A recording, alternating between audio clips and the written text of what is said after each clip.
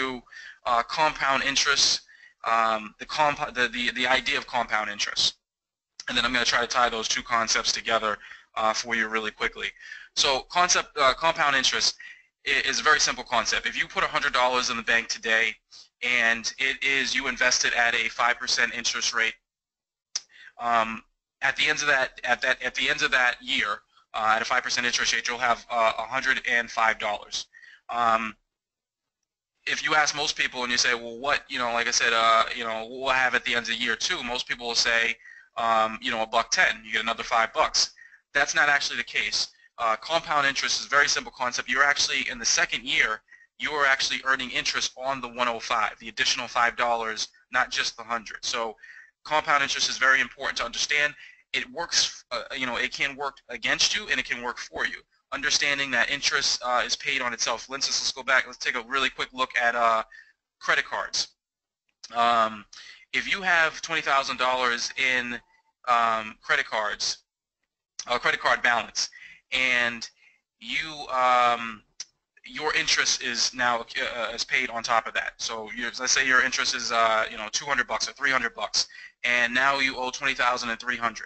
If you don't make significant inroads into that principal balance, you essentially would never pay off your credit card. Interest would keep piling on top of each other, and you would actually owe interest on the interest from the prior month. So it can work against you and it can work for you. And I hope that I articulated that well. But so while we want to understand compound interest, is we want it to work for us. We want to understand that over time, the earlier that we invest, we're talking about investing in our 20s and 30s, the earlier that we invest, compound interest works for us.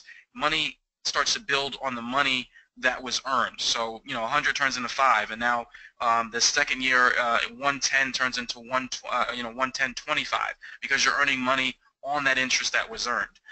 So after 50 years, $100 in the bank actually turns into, at a 5% interest rate, $1,092.13.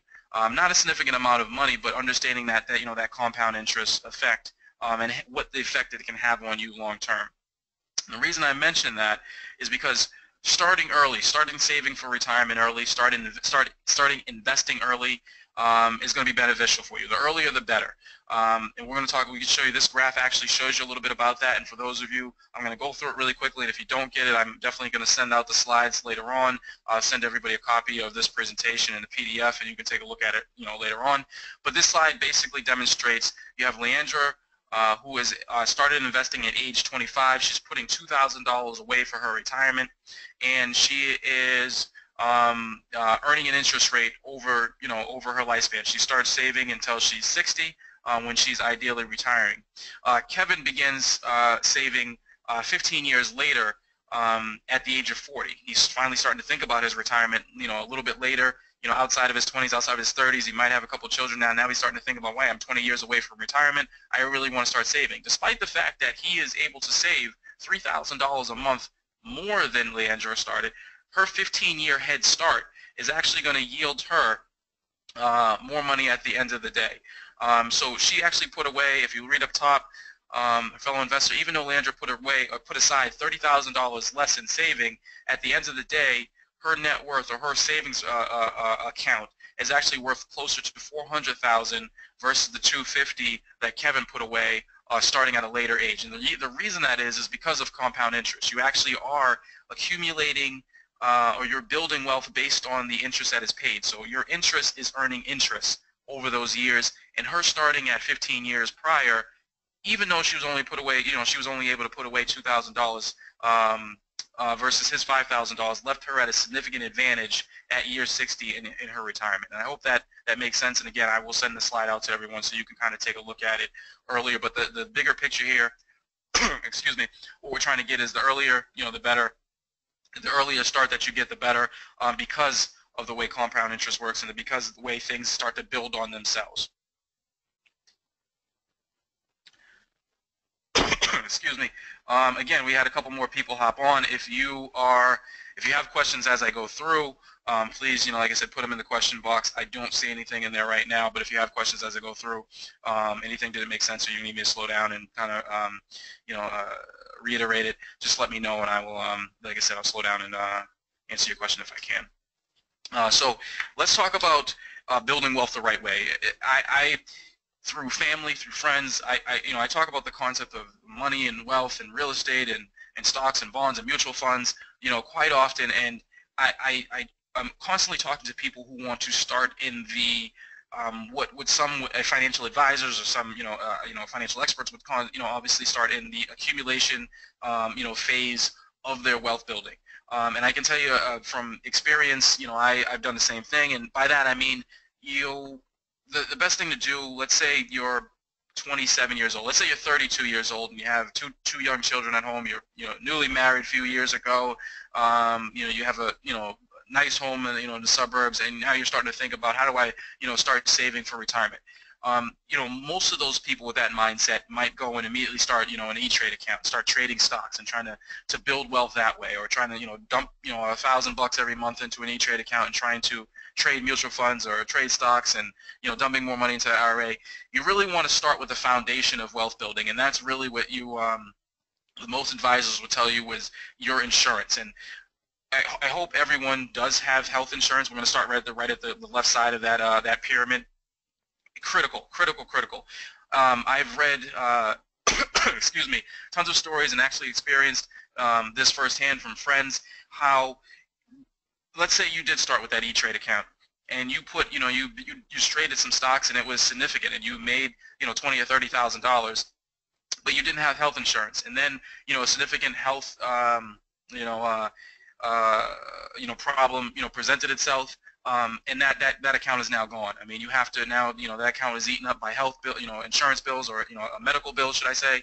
And that account is now eaten up. That was the wrong way to start. You should make sure that from day one that you have the proper insurance in place to protect your health.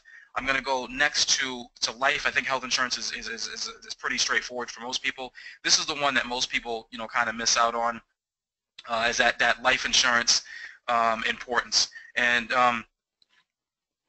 most people start to think about life insurance later on in life, 40s, 50s. I would encourage you to start thinking about it as soon as you feel, I guess this is the easiest way to put it, if your death or your loss of life would affect somebody else's life significantly, you should start thinking about life insurance. I'll give you a perfect example. If you have two young children at home, if you have aging in-laws at home, if you are the primary, earner in your family, if I give you, and again, I always go back to myself because it's the easiest. I'll give you a perfect example, and then we're going to talk a little bit further about life insurance as well. My wife and I do not have any children right now, but we have rental properties. Her parents are, in their early 70s. We have children planning on having children in the next couple of years. Life insurance is important to me because like I said, she makes a good income, I make a good income, but if one of us was to die tomorrow, leave here, and it's a little morbid to think about, but get hit by a bus or whatever it may be and loss of life, losing her would significantly impact my financial situation. If we had two children at home, do they now need to leave schools and go to a different school? Do they now need to move out of their home or their neighborhood they were comfortable with? So we're going to talk a little bit more about that on the next couple of slides. But if your financial situation or if your loss of life would significantly impact others, we're going to talk a little bit more about the importance of life insurance. Disability insurance is next. Disability is, say I get hit by that same bus, but I don't die. And am I still able to do my job? Am I still able to work? And if not, disability insurance helps me cover that. Long-term care insurance, disability and long-term care, I think, are a little bit less important. Long-term care is you're older, and like I said, you don't want to have the burden of having somebody be there. You need some type of house assistance or some type of live-in care. That's the type of insurance you would buy. What I want to focus on is the health, the life, and the disability. I think those are the most important. But what I'm trying to gather with this slide is making sure that you're covering your foundation first. Then you start thinking about 401ks, IRAs, mutual fund stocks, which we're going to talk about as well, and then the legacy, then building, and leaving something for, the future generation. So let's talk a little bit about life insurance. Again, why do I need life insurance? Why should you consider life insurance? The average cost of a funeral is $6,800 today. If I were to pass without any type of benefits going to my wife, she's immediately out of $7,000. Just off. Not only is she mourning the loss of of me, of her husband, but she also is now trying to scramble to figure out where is this money coming from. It's sad to say, but like I said, you see Facebook and you see all these, GoFundMe accounts for people who have passed and people who have had medical situations because they're not planning for this stuff ahead. So that's one of the things that life insurance is going to help, my family cover should, my death occur.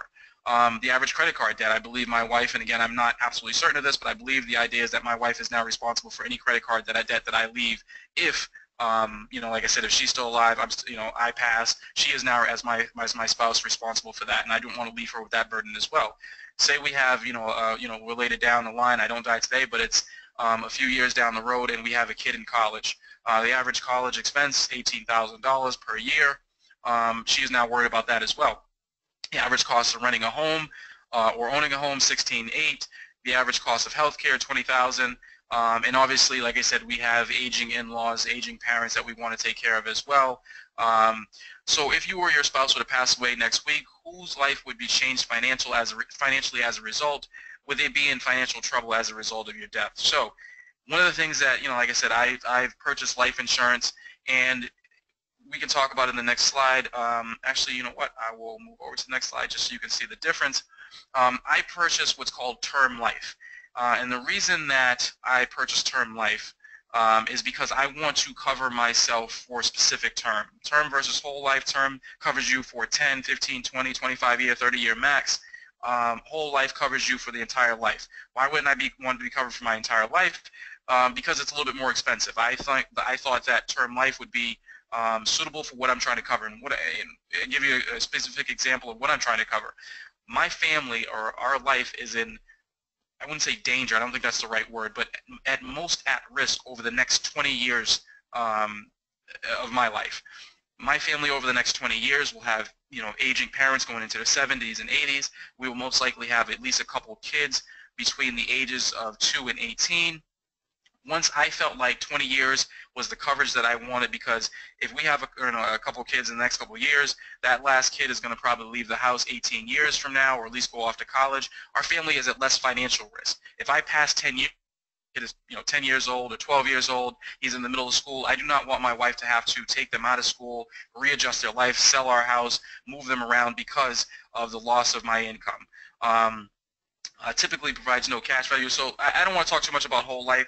I think term life for those of you in your 20s and 30s is more significant. If you are if you can say to me or to yourself that I have more income than I really know what to do with, I'm investing, I'm saving, and at the end of the day I still have a lot more income, then you can start looking at whole life as an investment vehicle for yourself.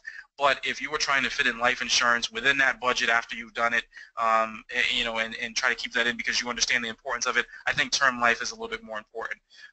It's going to protect you. Again, another way to look at it is, we have I wouldn't say a substantial mortgage, but a pretty significant mortgage. If I were to pass, obviously she now is not collecting my income. Does she now need to sell the home because she can't afford the bills in terms of the mortgage, the heat, the electricity, the food and everything that's coming in?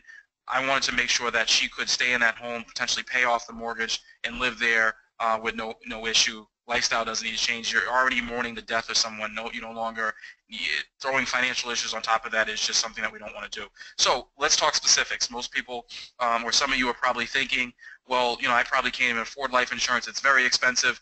The reason that I would like, or the reason that, one of the reasons that we're trying to do this thing with the 20s and 30s, or having you think about this in your 20s and 30s, is because life insurance is a lot less expensive in your 20s and 30s than when you get a little older. As you age, health issues come up. Basically, life insurance companies say it's like having car insurance. If you are a safe driver, your car insurance is going to be less expensive than someone who is constantly getting in accidents. If you are young and healthy, your life insurance policy is going to be less expensive than someone who's older and sicker. So the earlier in life that you do this, your policy can never be increased. If you're continuing to pay your payments on time or your premiums on time, they can never change it. I give you a perfect example just to get into the meat of it. For $80 a month, I am covered at $1.5 million. And that's because I believe I secured my policy at the age of 30. I'm not a non-smoker. I do not have a dangerous job. They're going to look at, my blood work. I do not have any internal issues as of right now. If I decided to start smoking tomorrow, if I decided to start rock climbing tomorrow, if I decided to start hang gliding tomorrow, become a window washer for the John Hancock building, things that that are putting my life at risk, they cannot take that policy or increase that policy for me. That policy is set in place based on the age that I got it and the cost that was there. As long as I continue to pay those premiums for the next 20 years, I will be covered up to $1.5 million for that $80 a month. And I think that's pretty significant. Do you have to go $1.5 million? No. You could probably do half of that. You could probably do a quarter of that and still have protection for your family, in a significant way. Will your policy reflect my policy? I'm not sure. What I'm trying to encourage each of you to do is do it as early as possible in life, when you're younger, when you're healthier. Lock that in and protect your family. And the reason that I did $1.5 million versus something that's probably not needed tomorrow, but as we continue to build our wealth, as we continue to accumulate real estate, as we continue to make a higher income, our lifestyle is most likely going to change and continue to progress. And I wanted to lock in that higher number for later on. I wanted to have my wife, the ability, and she actually has the same exact policy, a little bit younger than I am, a little bit healthier than I am. She actually has the same exact policy for $67 a month, where she can, cover me with her loss of life for $1.5 million as well. I wanted to give the opportunity to say, pay off your parents' house, pay off our home, pay off the kids' schooling, and live comfortably. If my life is lost at that point. So I am not an insurance provider. I do not sell insurance. I'm just a big fan of, like I said, building that foundation for yourself. I would say health, life, most important. Disability is next. If you're thinking that way, and I don't want to go too much into disability insurance now, but you can definitely look into it. Like I said, after you like I said, secure that health, that life, and you still feel there's a need for further coverage.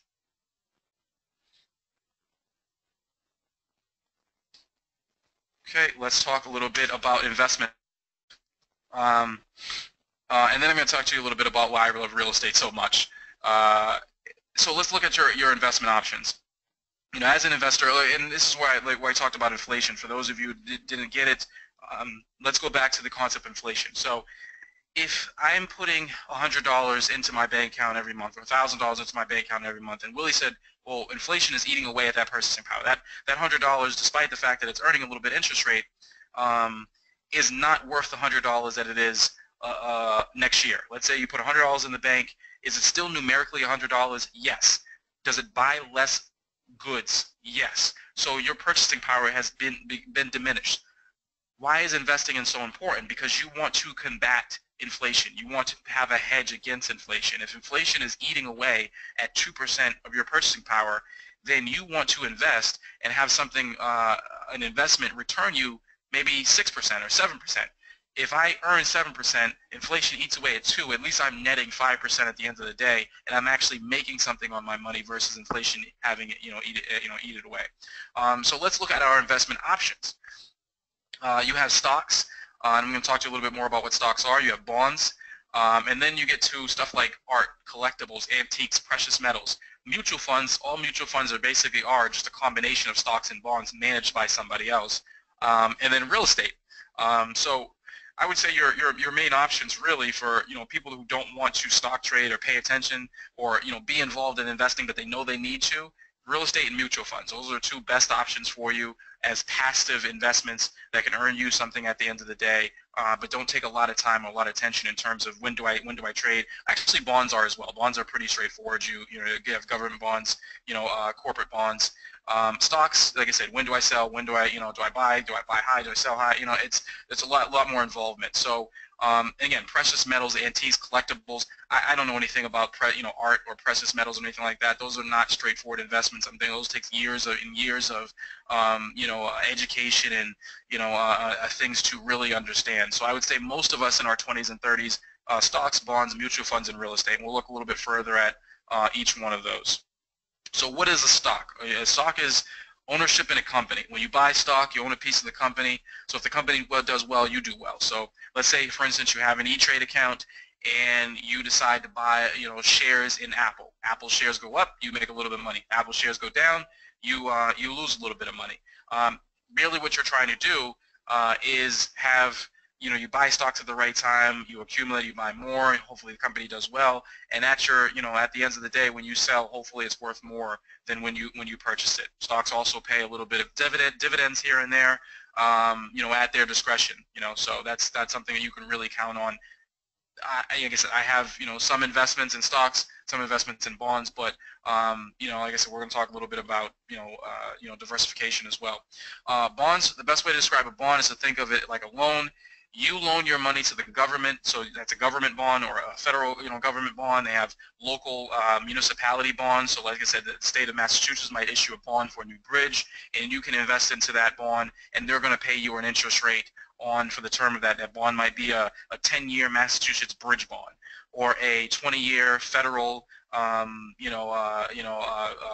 bond, and each of those have a determined interest rate. You purchase that, it might be into your E-Trade account, and they pay you an interest rate. So pretty straightforward, on that. Bonds are basically determined by interest rates. As interest rates go up or down, the price of the value of your bond is going to be affected, as you go along.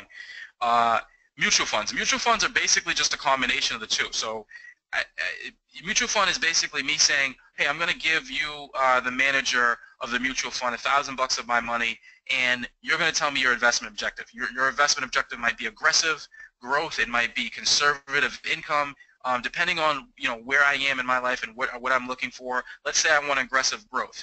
I give my $1,000 to that mutual fund manager, and that mutual fund manager is basically going to go out and buy the stocks that he feels are appropriate for aggressive growth. If that mutual fund does well, my participation in that mutual fund is reflected and does well as well. Mutual funds, if you have a 401k right now with your company, you're most likely invested in mutual funds. If your 401k is with Fidelity, for instance, I do not think that most 401ks allow for stock and bond investment. They're going to keep you into the mutual funds because it's more conservative investment managed by a professional. And then, like I said, based on your participation or your money in the pool, you do well or poorly based on that fund manager. Let's talk a little bit about real estate as well. Actually, hold on one second. I think I have a question. What is a dividend for stock? How does it work? So somebody had a question about dividend for stock and how does it work. Basically, stock prices are determined by the trade value. So every day, if you look at the Dow Jones or the Nasdaq, that's an index, but within that are different stocks. And as people desire Apple stock, the price goes up. As people say the company's not doing well, they sell it, the price goes down. That is basically your value of that specific stock. On top of that, the company every once in a while says we're doing well and we'd like to actually pay a dividend to our stock owners as well. Preferred stock has a stated dividend that's always paid. Common stock, you basically get the dividend when the company feels they're doing well. There's no real way to determine when it's going to happen. I think sometimes they do it on a quarterly basis or an annually basis. It's basically at the company's discretion.